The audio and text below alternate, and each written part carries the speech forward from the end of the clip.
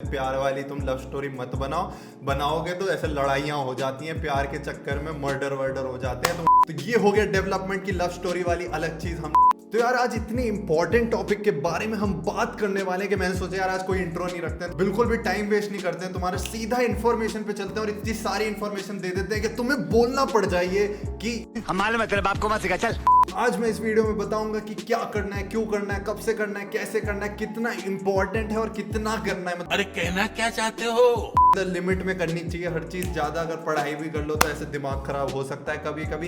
And अगर तुम late हो गए हो तो तुम्हें क्या क्या करना है वो सबसे ज्यादा इंपॉर्टेंट है। मेरे को लगता है वो जानना चाहेंगे सबसे ज्यादा लोग, तो उस पे हम काफी सारा एंड में फोकस करेंगे। एंड जैसे तुम्हें पता है मैं बहुत सारी कंपनीज की प्लेलिस्ट बना रहा हूँ जिसमें उनका पूरा रिक्रूटमेंट प्रोसीजर एंड डिटेल्स बता रहा हूँ, तो उस तुम्हें पूरी प्लेलिस्ट का लिंक डिस्क्रिप्शन में मिल जाएगा एंड दिख जाएंगी सारी कंपनीज यहाँ पर। एंड यार एक ही रिक्वेस्ट है यार तुम्हारी, बस एक दिल से एक ही रिक्वेस्ट है, लाइक कर दिया करो, वीडियो को शेयर कर दिया कर दो, जनता सब्सक्राइब कर दिया करो यार, वीडियो को ऐसे खुशी दिया करो।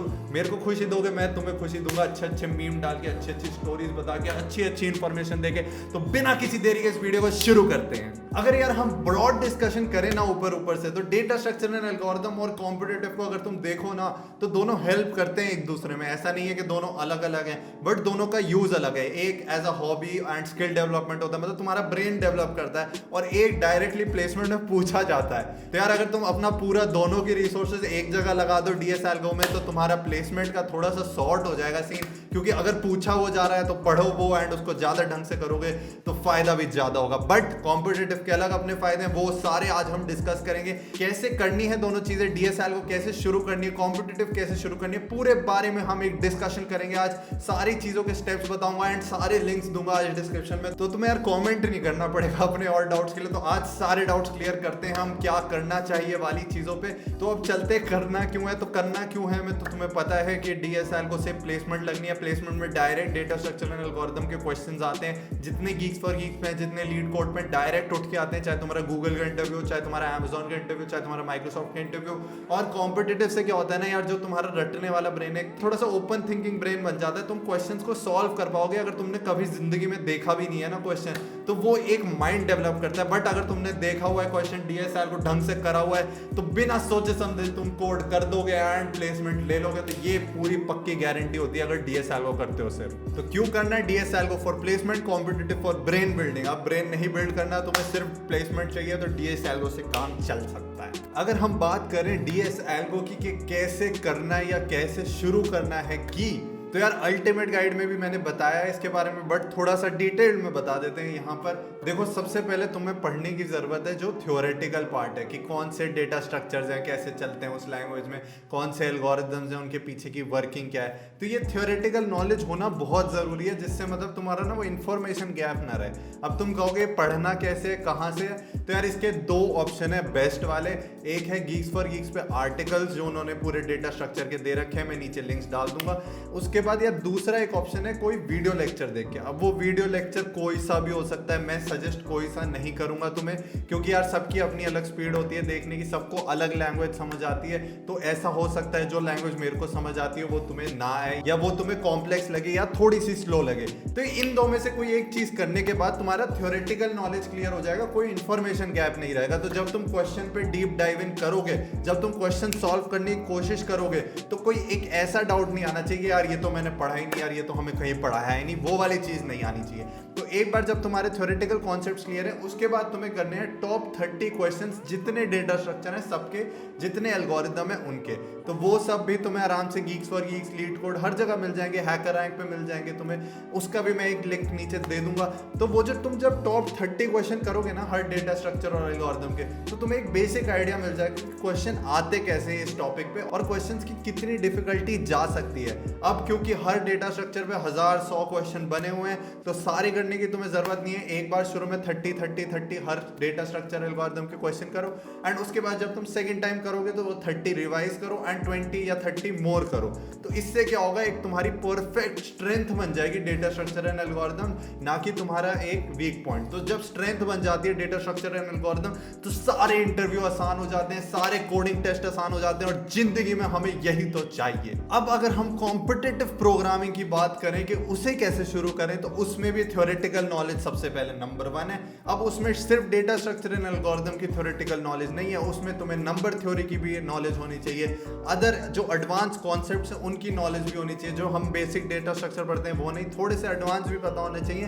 तो तुम्हारा एक प्रॉब्लम सॉल्विंग वाली चीज आसान हो जाती है, तुम्हें थोड़ा कम सोचना पड़ता है। प्रॉब्लम सॉल्विंग थोड़ी सी एडवांस हो जाती है जब एडवांस डेटा स्ट्रक्चर्स करते हो तुम, एंड उसके बाद तुम डायरेक्टली कोड शेफ पे क्वेश्चन सॉल्व करने शुरू कर सकते हो, एंड अपने आप एक पैटर्न बनता जाएगा। तुम कोड चैलेंजेस करोगे, तुम जितने चैलेंजेस आएंगे सारे तुम सॉल्व करते रहोगे, लॉन्ग चैलेंज हो गया, शॉर्ट चैलेंज हो गया, तो अपने आप तुम्हारी कॉम्पिटिटिव की ग्रोथ होती रहेगी। अब मैं फिर बता देता हूँ यार, कॉम्पिटिटिव एक हॉबी है, बस तुम्हारी स्किल डेवलप करती है, उससे डायरेक्टली कोई फायदा नहीं है मोस्ट ऑफ द कंपनीज में। अब अगर कैसे करना की बात आती है तो अब देखो, कोचिंग इंस्टीट्यूट जो तुम्हारे IIT JEE में थे वो तो 6ठी क्लास से पढ़ाने लगे थे, 6th क्लास से। तो अब इसका मतलब ये तो नहीं कि IIT JEE की कोचिंग 6 से शुरू कर दो अगर लोग पढ़ा रहे हैं। तो यार इसमें जितना जल्दी शुरू करो फायदा तो होता है, बट इतना भी जल्दी मत करना कि तुम जब तक पहुंचो तब तक बोर होके भूल भाल जाओ, अलग ही दुनिया में पहुंच जाओ और बिल्कुल ऐसे राम राम हो। म्यूजिक। तो यार स्टार्ट करना बहुत इंपॉर्टेंट है राइट मोमेंट पे। तो मैं तुम्हें सजेस्ट करूंगा यार, सेकंड ईयर से थोड़ा थोड़ा स्टार्ट करो DS एल्गो को, एंड बिल्डअप करो तुम्हारे थर्ड ईयर तक, जिससे थर्ड ईयर के एंड तक तुम मास्टरी ले लो बस। तो सेकंड ईयर में यार थोड़ा थोड़ा करना है, ऐसा नहीं पूरे दिन लगे हुए हैं, उसमें और एक्सप्लोरेशन भी करनी है। तो डेटा स्ट्रक्चर एंड एल्गोरिथम के लिए तो ये होगा, बट अगर तुम्हें कॉम्पिटिटिव एज अ हॉबी करनी है तो यार वो तो फर्स्ट ईयर से शुरू कर दो। वो तो एक तरह से बिल्कुल स्किल जब सीखनी होती है तो जितना टाइम दो उतना कम है। तो कॉम्पिटिटिव कोडिंग के लिए फर्स्ट ईयर से शुरू कर सकते हो तुम, अगर तुम्हें करनी है, मजा आ रहा है तुम्हें कोडिंग में तो कर सकते हो। बाकी data structure and algorithm second year से तुम आराम आराम से करते करते थर्ड ईयर के एंड में मास्टरी ले सकते हो। तो यार स्टार्ट करने की जितनी बात आई तो यार ये परफेक्ट टाइमलाइंस रहेंगी, बेस्ट प्रैक्टिसेस रहेंगी फॉर अ परफेक्ट प्लेसमेंट। अब अगर हम बात करें तो मोस्ट इंपॉर्टेंट क्या क्या करना है यार, दुनिया भर की रिसोर्सेज है, दुनिया भर के डेटा स्ट्रक्चर है और दुनिया भर के एल्गोरिथम भी बने हुए हैं। अब तुम सर्चिंग की तरफ ही जाओ तो सर्चिंग के दुनिया भर के एल्गोरिथम बने, तो सारे तो तुम नहीं पढ़ सकते और प्लेसमेंट में ना सारे पूछे जाते हैं। तो तुम्हें करने हैं जो मोस्ट इंपॉर्टेंट है या जो पूछे जाते हैं, या बिल्कुल एक लिमिट में करने हैं, और वो लिमिट डिफाइन होती है किससे, प्रीवियस ईयर क्वेश्चन से या फिर मोस्ट इंपॉर्टेंट या मोस्टली आस्क्ड क्वेश्चन से। तो उनके लिंक मैं तुम्हें नीचे डिस्क्रिप्शन में डालूंगा, 2 लिंक मिलेंगे। एक तुम्हें ड्राइव का लिंक मिलेगा जिसपे पेप कोडिंग वाले सुमित सर ने सारे क्वेश्चंस लिस्ट कर रखे हैं, दूसरा गीक्स फॉर गीक्स का लिंक है जिसमें हर company wise most important question आए हुए हैं। तो उससे यार एक बेसिक आइडिया लग जाता है कि क्वेश्चंस कौन सी तरह के आएंगे, कितनी कॉम्प्लेक्सिटी के आएंगे, एंड कौन से डेटा स्ट्रक्चर से आएंगे। अब एग्जाम्पल के तौर पे लें तो यार बी ट्री, AVL ट्री से क्वेश्चन बिल्कुल नहीं आते हैं, मतलब बिल्कुल ही नहीं आते, तो उनसे तुम्हें प्रैक्टिस करने की जरूरत नहीं है, बस तुम्हें पता हो तो बहुत मस्त है। तो ऐसे ही सारी चीजों को तुम्हें एक बार तो स्टडी करना पड़ेगा पुराने क्वेश्चंस देख के। अब यार सबके दिमाग में आ रहा होगा हम तो लेट हो गए हैं भैया, हम क्या करें, हम लेट हो गए हैं, हम 4th ईयर में आ गए, हम 3rd ईयर के एंड में, कुछ को लगता है हम 2nd ईयर में लेट हो गए क्योंकि दोस्त कर रहे होते हैं, भाई भूल जाओ ने। और जो ये 4th ईयर वाले हैं कि भाई भैया कंपनी आ गई और अब DSR को शुरू कर रहा हूँ, बताओ कैसे करो। तो यार उनके लिए मैं क्या बताऊँ, गालियां खाने वाले काम तुमने पहले ही कर रखे हैं। स्टिल हम तुम्हें एक ऐसे परफेक्ट सब बता देते हैं, थोड़ा छोटा छोटा चीजें जिससे तुम ऐसे ज्ञान प्राप्त करी जा सकती है। तो जो मैंने गीक्स फॉर गीक्स का लिंक दिया ना, मोस्ट इंपॉर्टेंट क्वेश्चन, तो उसमें 200 क्वेश्चन होंगे मुश्किल से। उन 200 क्वेश्चन को करो और रट लो। तुम्हारे लिए जो परफेक्ट रोड मैप होगा ना वो यही होगा, 200 क्वेश्चन है, रट लो इन्हें। डायरेक्टली आ गए तो तुम्हारा किसी ना किसी कंपनी में तुक्का पक्का बढ़ जाएगा, ये मैं गारंटी दे सकता हूँ। अगर तुमने सारे रट रखे हैं ना तो तुम्हारा तुक्का पक्का किसी ना किसी एक कंपनी में लग जाएगा, वो एक लकी डे तुम्हारे फायदा कर जाएगा। बट मैं सजेस्ट नहीं करूंगा, पूरी तैयारी करोगे तो वो तुम्हें लकी दिन की जरूरत नहीं पड़ेगी, क्योंकि कभी कभी पूरा साल भारी हो जाता है, शनिदेव की कृपा हो जाती है कई बार ज्यादा। तो इस चक्कर में यार जितनी ज्यादा प्रैक्टिस करोगे उतना तुम सिक्योर हो जाओगे, तुम्हें लकी डेज नहीं चाहिए होंगे, तुम अपनी मेहनत से लेके आओगे। बट अगर तुम्हारे पास टाइम कम है तो लक का इस्तेमाल किया जाए, एंड मोस्ट इंपॉर्टेंट क्वेश्चन रट लो और लक पे खेल जाओ जिंदगी। अब यार कुछ लोगों के बीच में एक ट्रायंगुलर लव स्टोरी चलती है, competitive versus DS algo versus development, जबकि उन्हें समझ नहीं आ रहा कि यार तुम्हारे DS एल्गो कॉम्पिटिटिव की अलग कहानी है और डेवलपमेंट की अलग कहानी है। उनकी ऐसे प्यार वाली तुम लव स्टोरी मत बनाओगे तो ऐसे लड़ाइयाँ हो जाती हैं, प्यार के चक्कर में मर्डर हो जाते हैं। तो उन मर्डर में ना फंसो तो अच्छा है। तो मैं बता देता हूँ तुम्हें यार, डेवलपमेंट तुम्हें साइड बाय साइड दोनों में करनी पड़ेगी, तभी कुछ तुम्हारा लाइफ में फायदा है। मतलब ऐसा हो सकता है तुम्हारी नौकरी लग जाए बिना डेवलपमेंट के, बट यार फायदा नहीं है यार, लाइफ में फायदा भी तो चाहिए अपन को।